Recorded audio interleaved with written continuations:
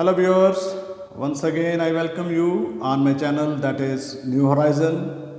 इल्म, सच्चाई और बहादुरी से मोहब्बत रखने वालों को एक बार फिर से मेरा सलाम। स्टूडेंट्स, लास्ट वीडियो में हम बात कर रहे थे about sound and its production. हमने ये भी जाना कि साउंड जो है उसकी वेव्स जो हैं वो लॉन्गिट्यूडनल जो है वो बिहेवियर अपने साथ कैरी करती हैं। साउंड वेव्स को हमने डिस्कस किया था डिटेल में, और हमने एक बहुत अहम पॉइंट जिसको हमने एक्सपेरिमेंटली प्रूफ भी किया था, और वो ये था कि when a body vibrates sound is produced. ठीक है, कि वाइब्रेशन से, बॉडीज़ की वाइब्रेशन से साउंड प्रोड्यूस होती है। साउंड की प्रोडक्शन का कोई और मेथड नहीं है।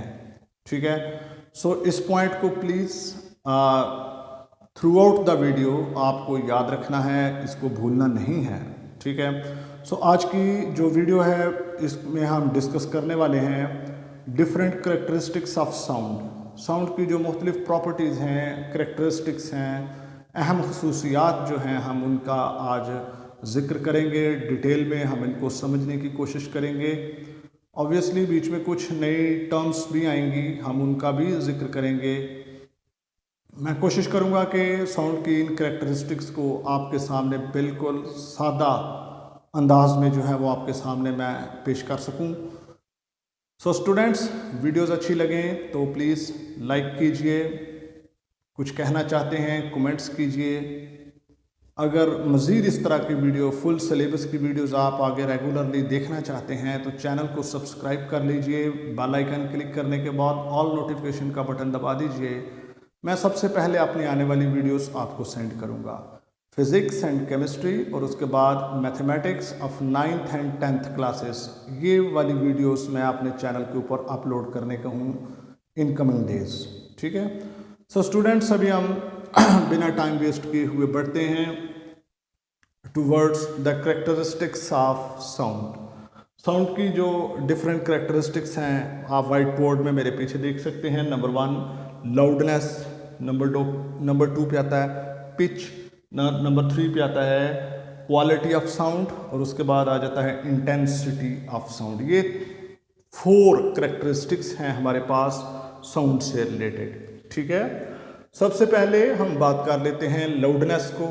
सही, लाउडनेस क्या होती है? Loudness is the characteristics of the sound by which we can distinguish between faint and loud sounds. कि हम इस प्रॉपर्टी के थ्रू जो लाउड और फेंट, यानी कि काफ़ी जो शोर वाली आवाज़, जिसको जो काफ़ी बुलंद आवाज़ होती है वो, और जो काफ़ी जो स्लो आवाज़ होती है, उनमें हम फ़र्क कर सकते हैं।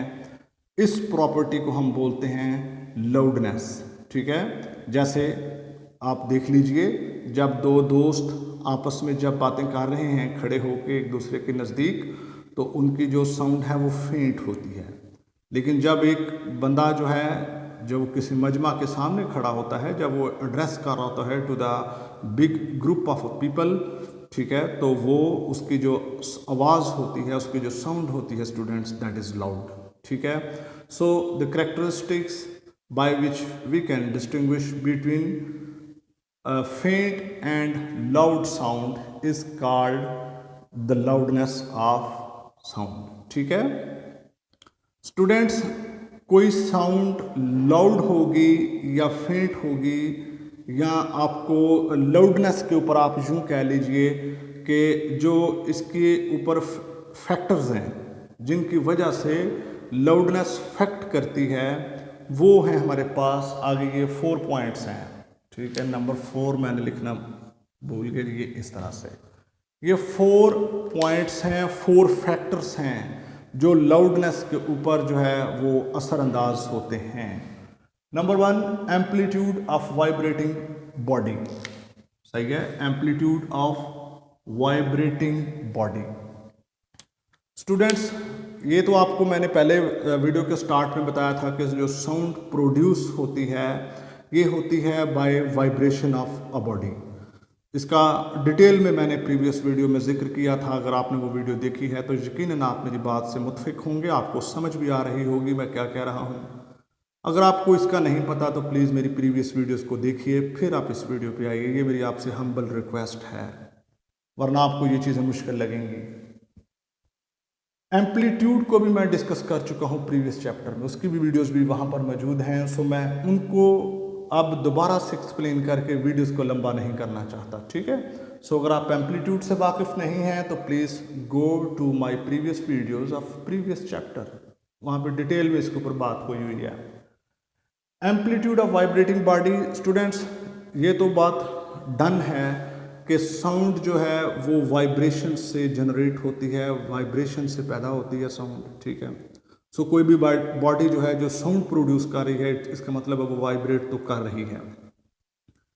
एम्पलीट्यूड फॉर एग्जांपल वाइब्रेशन को भी मैंने एक्सप्लेन किया। वाइब्रेशन से मुराद के उसकी बॉडी की जो सरफेस है वो ऊपर नीचे, मीन पोजीशन के ऊपर नीचे जो मूव करती है, that is called its vibration. So उसका जो मीन पोजीशन के मैक्सिमम जो डिस्टेंस होता है दैट इज़ कॉल्ड एम्पलीट्यूड, ठीक है। अभी वो कहता है कि एम्पलीट्यूड जो है वो लाउडनेस के ऊपर डायरेक्टली इफ़ेक्ट करता है। एम्पलीट्यूड ज़्यादा होगा, लाउडनेस ज़्यादा होगी। एम्पलीट्यूड कम होगा, साउंड जो है वो फेंट होगी, ठीक है।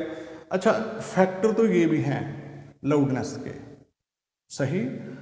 जब हम इसको डिस्कस कर रहे हैं तो स्टूडेंट्स इनको फिक्स रखना पड़ेगा, आपको कंसीडर करना पड़ेगा कि ये चेंज नहीं हो रहे। इनके ऊपर भी मैं थोड़ी देर के बाद बात करूंगा। लेकिन जब आप किसी, ये असूल है फिजिक्स में या साइंस में, आप जब भी किसी एक फैक्टर को डिस्कस करते हैं या किसी दो का रिलेशनशिप डिस्कस करते हैं तो बाकियों को आप कांस्टेंट रखते हैं, वो चेंज नहीं होते।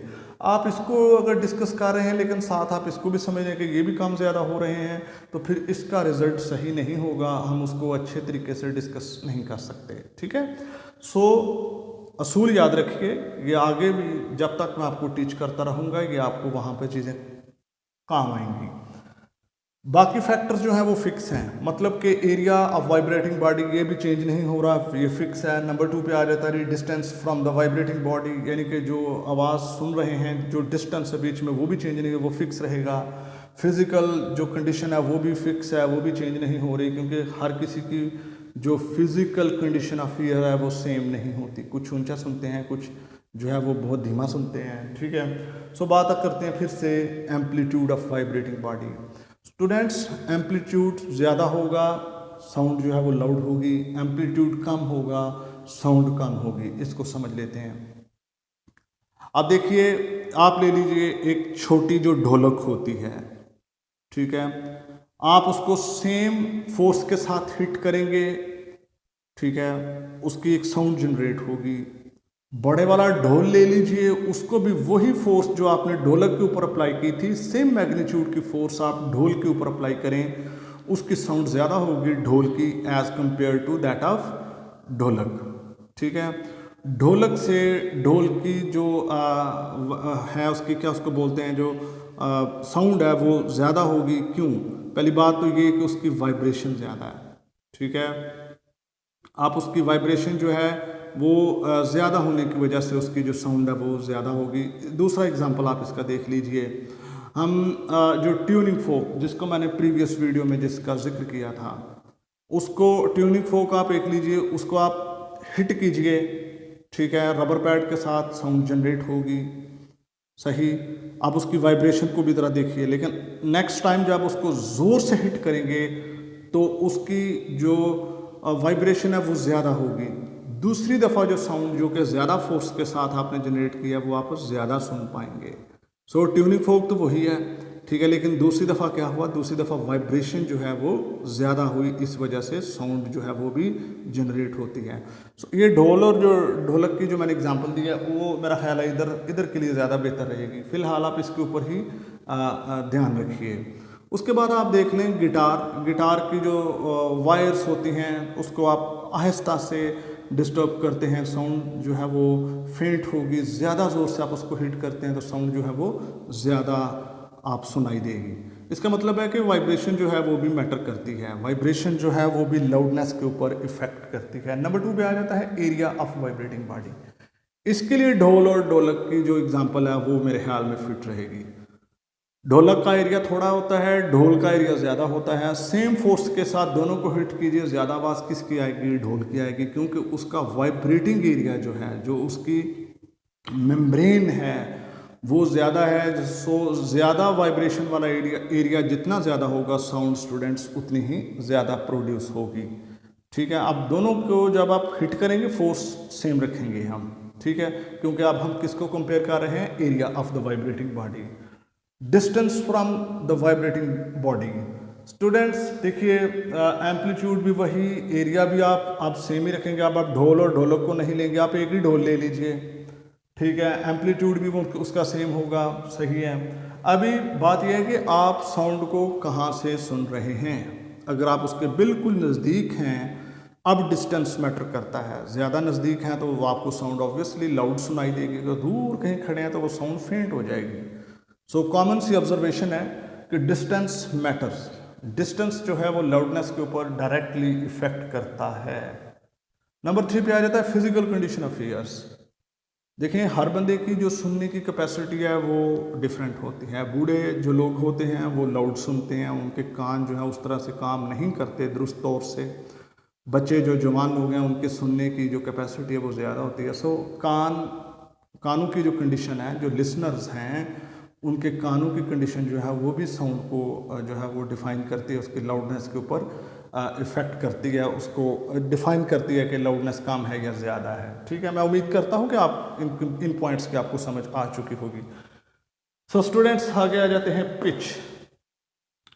Pitch is the characteristic of sound by which we can distinguish between shrill and grave sounds. ठीक है, दो, श्रिल और ग्रेव। श्रिल जो होती है वो पतली आवाज़ होती है, ठीक है, लाउड ऊंची आवाज़ लेकिन पतली सी। जो ग्रेव होती है ये मोटी आवाज़ आप कह लीजिए। इसको थोड़ी देर के बाद भी आपको समझ आ जाती है कि जैसे कि आप देख लीजिए, बच्चों की आवाज़ और ख़वातीन की जो आवाज़ होती है वो श्रिल होती है, जबकि मर्दों की आवाज़ जो होती है वो थोड़ी ग्रेव होती है, मोटी आवाज़ होती है। सो ये पिच जो है ये वो प्रॉपर्टी है जिसकी वजह से हम बारीक और मोटी आवाज़ के बीच में फ़र्क करते हैं। ठीक है, the characteristics of sound by which we can distinguish between shrill and grave sounds. ठीक है, आप इसको देख लीजिए, बच्चों की आवाज़ आपको ये श्रिल होती है, ठीक है, और जो बड़ों की आवाज़ होती है, मर्दों की आवाज़ होती है वो ग्रेव। ख़वातीन की आवाज़ मोस्टली जो है वो श्रिल होती है। कुछ ख़वातीन का वो इक्का दुक्का केस होते हैं जिनकी आवाज़ श्रिल नहीं होती, लेकिन मोस्टली जो ख़वातीन हैं उनकी आवाज़ श्रिल होती है। ठीक है जी, आगे आ जाते हैं quality of the sound. Quality ये वो प्रॉपर्टी है students, the characteristic of the sound by which we can distinguish between two sounds of same pitch and loudness. यानी कि दो आवाज़ें जिनकी पिच और लाउडनेस, जिसका मैं पहले जिक्र कर चुका हूँ, वो सेम हों, लेकिन आप फिर भी उनके बीच में फ़र्क तो कर सकते हैं ना। इस करेक्टरिस्टिक्स को जिसकी बेस पर आप इन दोनों सेम पिच और सेम लाउडनेस की जो आवाज़ें होती हैं उनके बीच में जो आप फ़र्क करते हैं जिस करेक्टरिस्टिक्स की बेस पे, that is called quality of the sound. ठीक है, क्वालिटी में मज़ीद आप देख लीजिए, इसको समझने के लिए आप सितार, ये म्यूज़िकल इंस्ट्रूमेंट होता है, सितार और पियानो, आप उनसे जो साउंड प्रोड्यूस करते हैं, अगर उनकी लाउडनेस भी सेम हो और पिच भी सेम हो, दोनों की, तो आप रूम के बाहर खड़े होकर अगर आप आवाज़ सुने तो आप दोनों के बीच में आपको दोनों आवाज़ें तो एक जैसी तो नहीं लगेंगी, वो उनमें फिर भी कुछ ना कुछ आपको फ़र्क जो है वो सुनाई देगा, फ़र्क आप उसमें कर सकते हैं। इस प्रॉपर्टी को हम बोलते हैं क्वालिटी ऑफ द साउंड। ठीक है, ऊपर पिच का मैं जिक्र करना भूल गया। पिच जो है ये फैक्ट मैटर करती है, इसमें आप ये फ्रीक्वेंसी है जी, ठीक है, इसमें जो फ़र्क आता है, जो इसका मेन फैक्टर है, दैट इज़ द फ्रीक्वेंसी। ख़वातीन की जो साउंड होती है उसकी फ्रीक्वेंसी ज़्यादा होती है, बच्चों की ज़्यादा होती है, मर्दों की जो फ्रीक्वेंसी होती है वो कम। सो ऊपर वाला जो लाउडनेस था उसके ऊपर तो ये 4 फैक्टर्स थे, लेकिन पिच जो है ये मैटर करती है या डिपेंड करती है ऑन फ्रीक्वेंसी। ओके, क्वालिटी का भी आपने देख लिया कि वो प्रॉपर्टी जिसमें आप सेम लाउडनेस और सेम पिच वाली साउंड के बीच में भी फ़र्क कर लेते हैं, that property is known as quality of the sound. Next हमारे पास आ जाता है intensity of sound. Student, intensity जो है ये आप इसमें आपको एक चीज़ याद रखनी पड़ेगी, sound is energy, sound is the type of energy. ठीक है, सो साउंड, अब इसको पहले हम डिफाइन कर लेते हैं। Sound passing through a point, ठीक है, in 1 second through the unit area placed perpendicular to the direction of sound. Sound की वो क्वांटिटी जो एक परपेंडिकुलर एरिया जब हम इसके रास्ता में रख देते हैं तो 1 सेकंड में जितनी साउंड उसमें से गुजरेगी, that is called intensity of sound. इसको शिद्दत भी कहते हैं। ठीक है, फिर से सुन लीजिए, साउंड की वेव जो है वो अगर इस तरफ ट्रैवल कर रही हैं, आप बीच में एक यूनिट एरिया से मुराद एरिया का कोई भी यूनिट रख लीजिए, 1 मीटर स्क्वायर रख लीजिए, कुछ भी आप रख लीजिए। मोस्टली हम चूँकि फिज़िक्स में फ़िज़िकल क्वांटिटीज़ को डिस्कस कर रहे हैं, तो 9th क्लास में आपने यकीनन ये पढ़ा होगा, सीखा होगा आपने कि हम ऐसे यूनिट्स यूज़ करते हैं। सो एरिया का यूनिट है 1 मीटर स्क्वायर। 1 मीटर स्क्वायर जो है एरिया, हम उसके रास्ता में रख देते हैं, साउंड जा रही है इस तरफ, 1 सेकंड में जितनी एनर्जी, जितनी साउंड एनर्जी उसमें से पास होगी, that is called intensity of sound.